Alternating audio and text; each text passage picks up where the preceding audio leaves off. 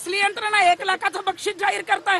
तुम्हाला लाखो पगार आहेत पोलिसांना लाखोचे पगार फुकट देतात का?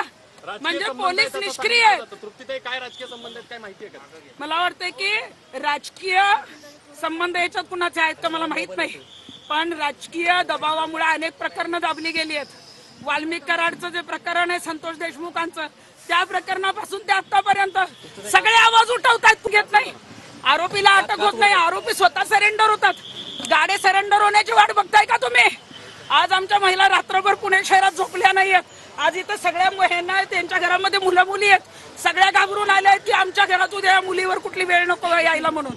एसटी मध्ये सुरक्षिततेनं प्रवास महिला करत असतात, कारण 50% तिकीट मोफत आहे म्हणून, परंतु तिथेही महिला सुरक्षित नाहीत। आणि आम्ही आवाज उठवल्यावर तुम्ही जबरदस्ती, तुम्ही सगळ्या महिला कॉन्स्टेबल आहे ना, उद्या आपल्या घरातल्या मुलीवर अतिप्रसंग होण्याचा वाट बघताय का? तुम्ही आम्हाला अडवल्यावर उद्या तुमच्यावर पण ही वेळ येऊ शकते, आमच्यावर पण येऊ शकते। दररोज घटना घडतायत, आम्ही काय दररोज रस्त्यावर उतरत नाही ना।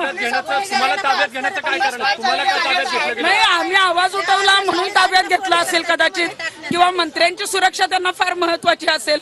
आता मंत्री जे योगेश कदम आहेत त्यांना जनतेने निवडून दिलंय, लोकशाहीमध्ये जाब विचारण्याचा आम्हाला अधिकार आहे। त्यामुळे गाडी थांबवून जर आम्ही त्यांना जाब विचारलं होतो तर आम्हाला विचारू द्यायचा। आम्हाला जबरदस्ती डीसीपी, ऍडिशनल सीपी, हे जे कोण कॉन्स्टेबल आहेत हे जबरदस्ती ओढून आणतात।